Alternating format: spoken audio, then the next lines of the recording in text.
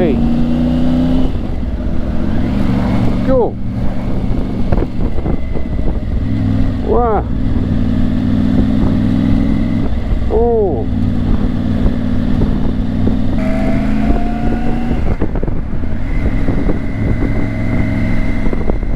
Morning all. So, leaving St Gallen.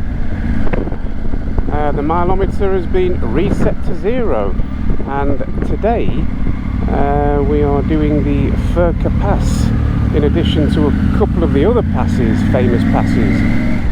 However, nothing's set in stone today. The original route was going to be about 3.5 hours long.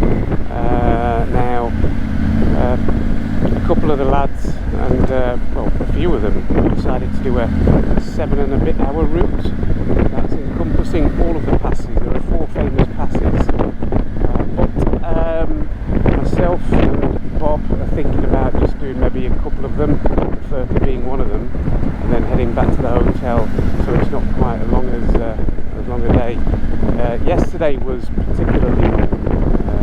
We ended up at about 7 hours in the saddle, which 7 hours.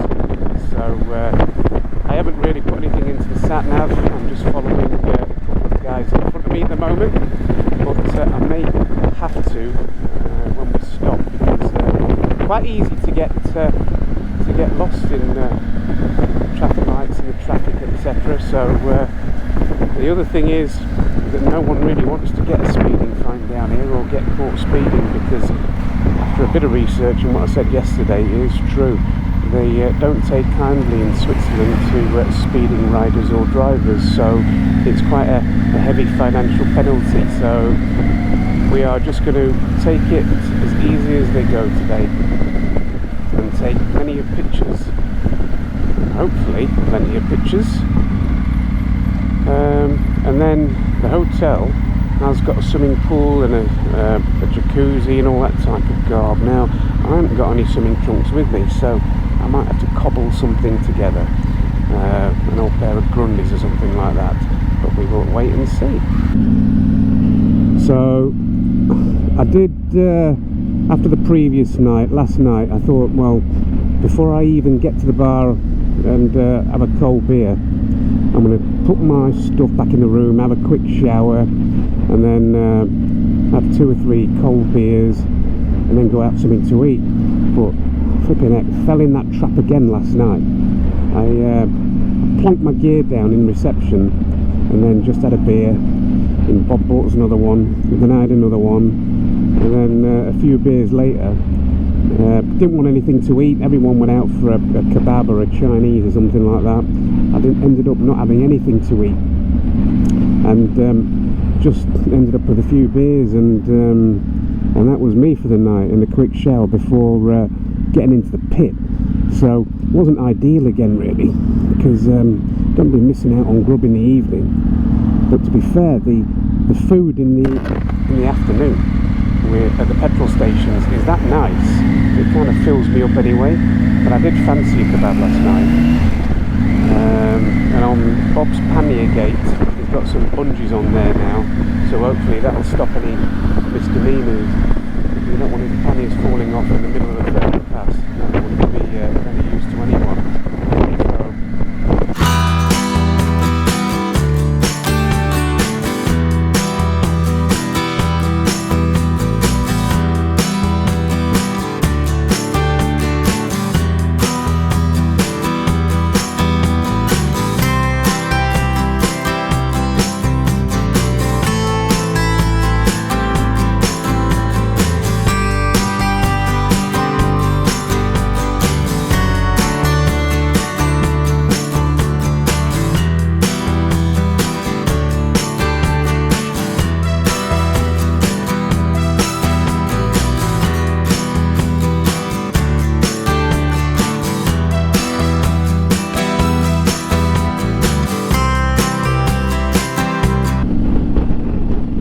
Look how gorgeous that is. Absolutely stunning. Beautiful. I mean, look at this for a road. Look how immaculate the fields are. absolutely stunning. They've got them little houses on the hills there. We've got the forests in the background. It's just absolutely takes your breath away. And it's got the cows on the hills, look. Jeez, look at that. It's tighter than a duck's arse. Oh well, wrong position, but it doesn't matter.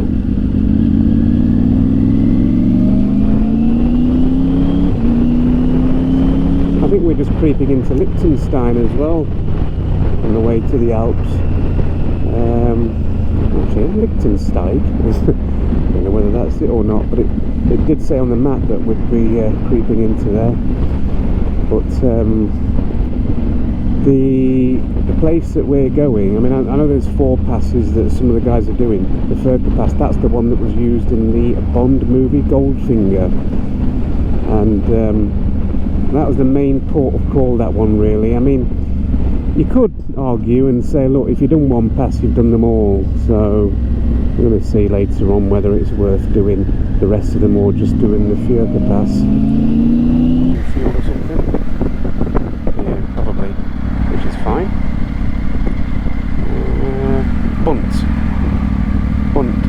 No? Not pulling in? Okay.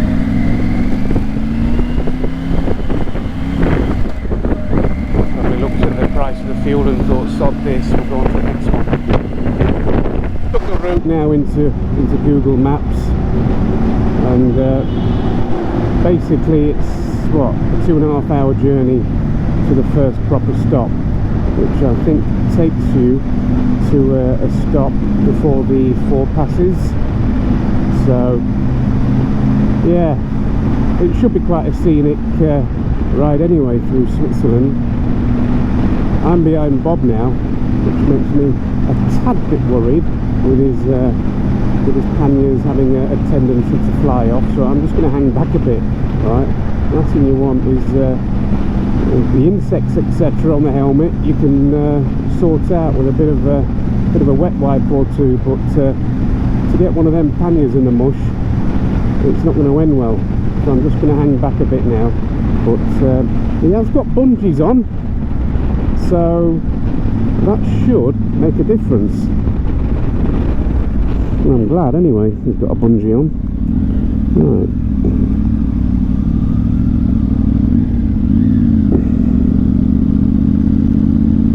Oh, I tell you what, the sun's bright and it's really warm. They were saying on the pass this morning it's about 7-8 degrees. The bike's currently showing 21.5 degrees, so I still haven't got my jumper on yet. So I've got a t-shirt underneath this jacket. Wow, look at that. Isn't that utterly gorgeous? So stopped off for a bit of lunch, I'll tell you a bit, right? A Jack Daniel's burger with seasoned chips and a bottle of Diet Coke. It was beautiful. I'll tell you what, lovely. I don't think I'll be eating again tonight. It was that nice.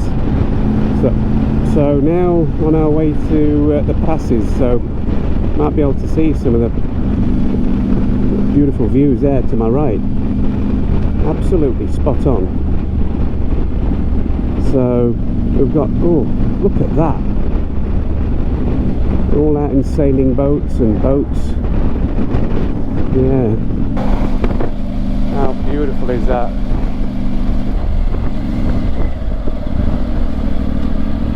Susten Pass. Tell you what, quite high as well. Look at that. Jesus. How beautiful is that? Susten Pass. Tell you.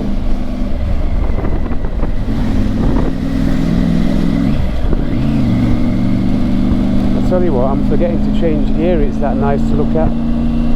Look at it. Beautiful. Absolutely beautiful. Just need to keep an eye on the bloody road.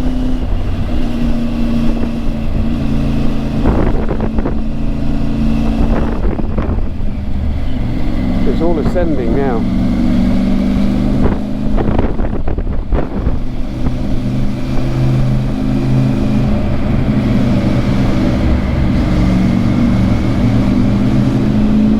Side of the mountain now.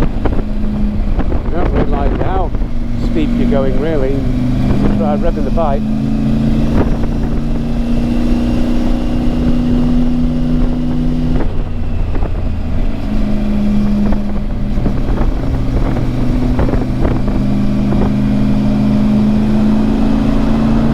Tell you what the view's going to be like outside the other end of this tunnel.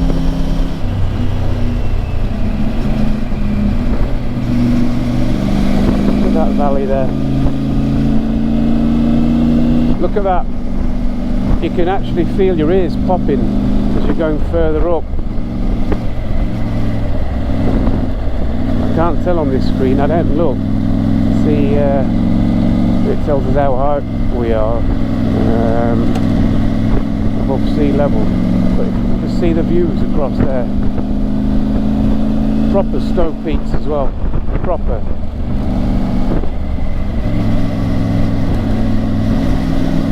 Not a road to rush, put it that way. Look at them natural streams up the top there. Little classic car. I've just seen a brace of, oh, beautiful that, TR4A. Just seen a brace of Porsches gone past, enjoying the roads. But you don't want to take this road for granted, I'll tell you. But there's flowers here, flowers there, of unfortunate incidents in the past. So yeah, I would rather be easy on this one.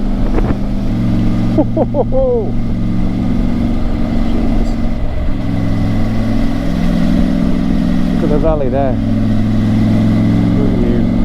You just look straight ahead, mate. Flipping heck. Wow.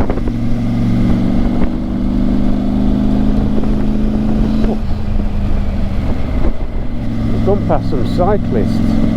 I'm thinking, who the hell would be daft enough to cycle up this? But I've seen them. Ooh. Absolutely stunning. Stunning.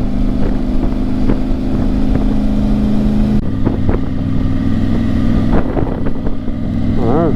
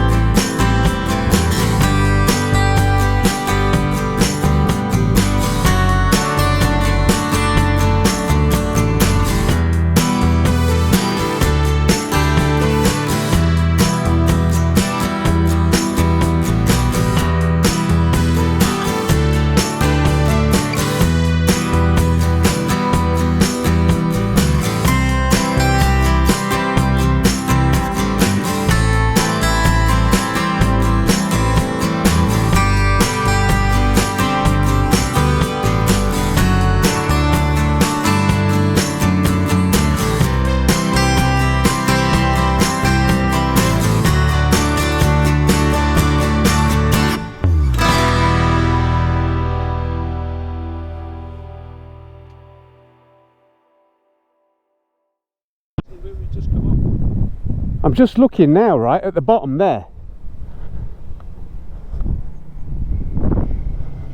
Oh!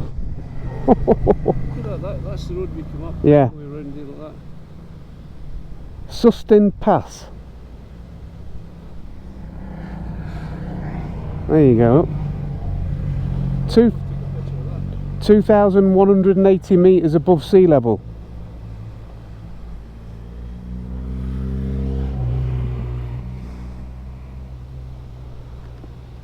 Wow.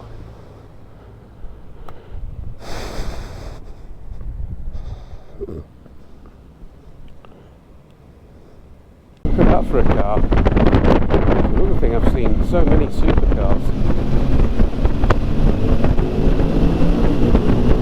So Susten Pass is now done. We're moving on to the next one.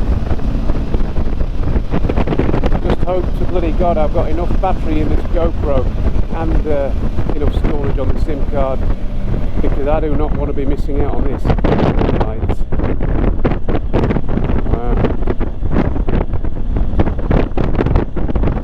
Susten Pass, 2,224 metres above sea level. We just had to just stop and just admire this place. So this is called Hotel. I've still got the visor open, so you might be able to hear loads of wind noise, and it's so warm, so warm. So anyhow, while we were just stood there taking a couple of pictures, Luke caught us up. So I asked him, where the hell's Dave gone? He went back down. He's not particularly keen on heights, so he did a Burton, took a round trip and thought, sod this.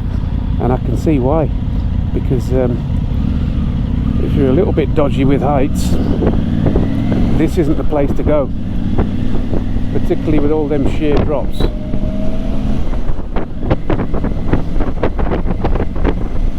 You just want to keep this thing on all the time, because every time you just take a turning, there's another one that strikes. And look at that.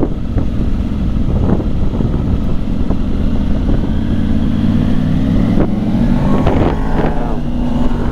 Get stuck in, mate. You get stuck in. What a treat. I tell you what, it was worth the money just to come up here. Oh, it was worth every single penny.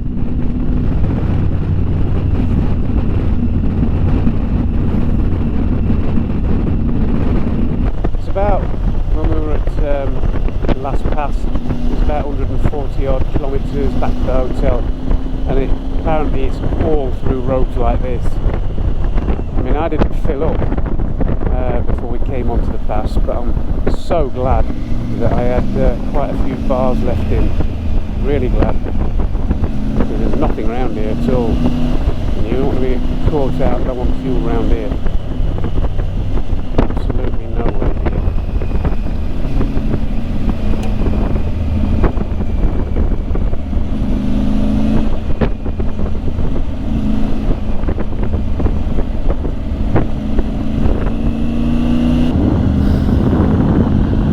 So we've just arrived at another one of our checkpoints or stop points, Urtenkirchen.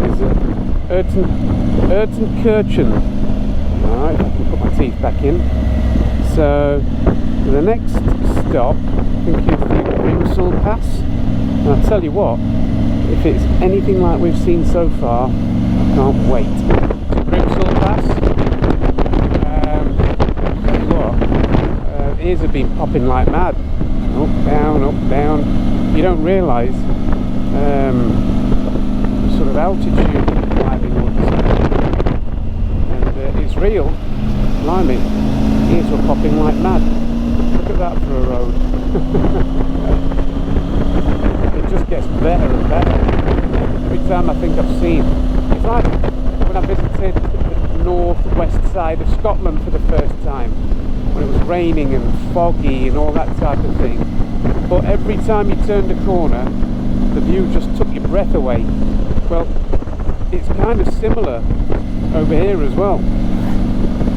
Every time you turn a corner, when you look around, there's another view that just is It blows your mind, absolutely blows your mind. I mean, look at that, the distance.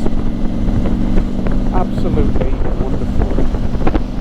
So Bob got an empty bottle, you know, while we were stood around at the other pass, the Susten Pass. And there was a natural spring that was coming down the side of the mountain. He filled his bottle up, and I tell you, the taste of the water, how cold it was as well, was just absolutely beautiful. Absolutely beautiful. But yeah, we're now ascending, and it's about 15 kilometres now to Grimsel. If you think that during the winter months, all of this is absolutely covered in snow. Absolutely covered in snow. It makes you think how accessible these parts are. Oof, it's tight.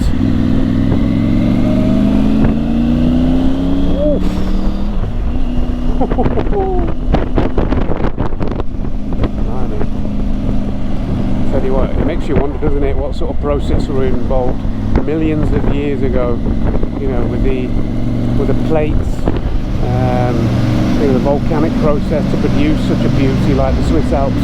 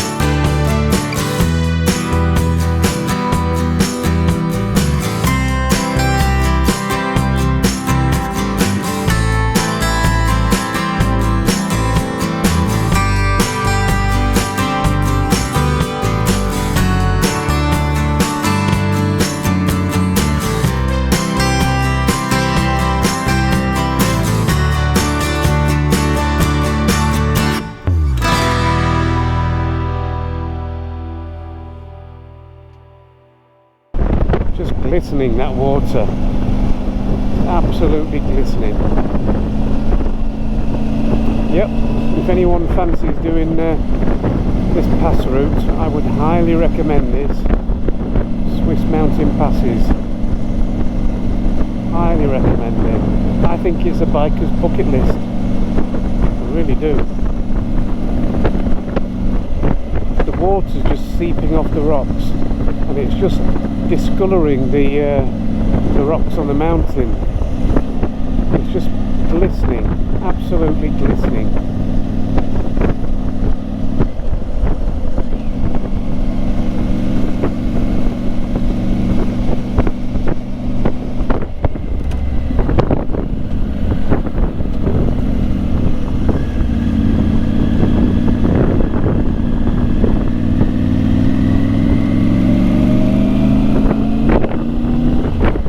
Building of sorts there. I don't know what that is.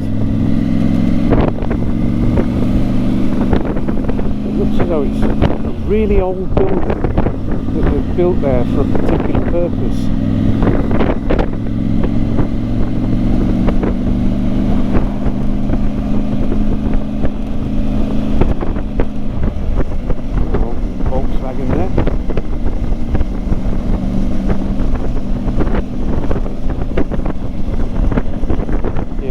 Definitely getting a bit fresher now.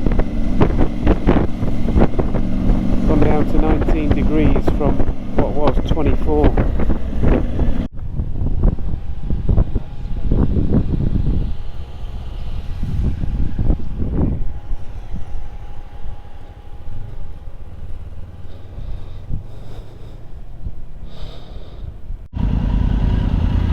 We keep on stopping here because the views are just so good. I mean, look at that.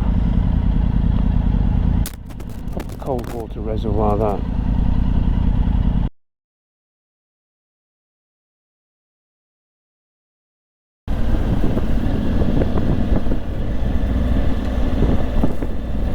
Oof! Look at the roads and them mountains. Ooh! Keep your eye on the road, lad. Just see them twisting lower and twisting higher all the way through the mountain.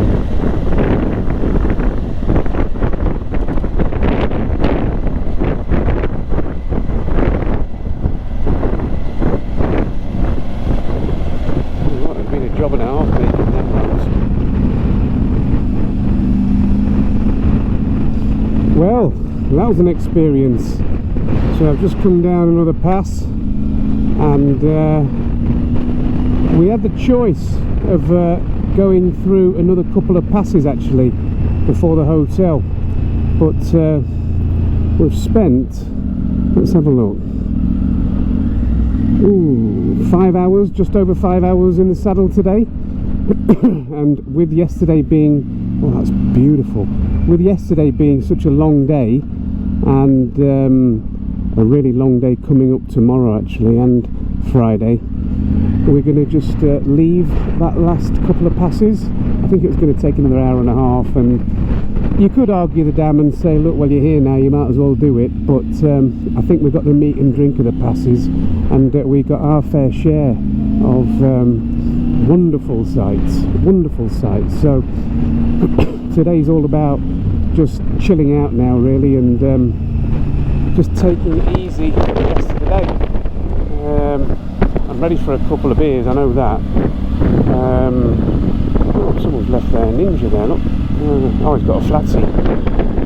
Yeah, so me and Bob are off back to the hotel now. It should take us about 40 minutes. So I think it was going to be about a 2-hour ride if we were to do the other 2 passes. So, no, it's been a wonderful day. Probably right up there as one of my best riding days. As we were coming down the pass, my battery ran out of the GoPro, so a bit cheesed off that I didn't get all of the hairpins going down, but c'est la vie, c'est la vie. So I'll keep the camera rolling and maybe just see if I can take some quick shots of anything else that might pass up or anything else of interest. But a wonderful day. I think I've done 140 miles today. It's another 30 kilometres, so we'll have done a good 155 miles today, and today was marked out to be one of the quieter riding days. I tell you what, in the shadows, when you're in the shadows of the mountains, you know, I've cooled off quite a lot. It really does. But I hope you've enjoyed this. It's been a magnificent ride today, absolutely magnificent. And if there was one thing that we paid our money for, it was definitely to ride some of the passes as we did today. It's been wonderful. Okie dokie, I will shut up now, put some music on for the last half an hour or so, and we will reconvene again soon. What a setting, the hotel. What a setting. Look at that.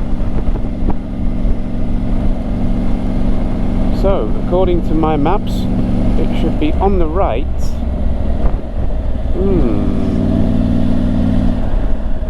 Somewhere around here.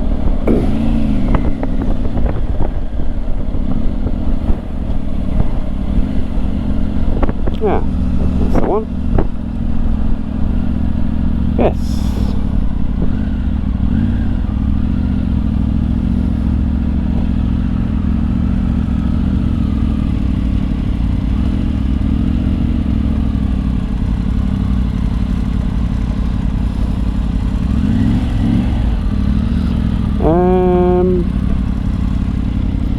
All right, Adam. Are we okay anywhere? Yeah.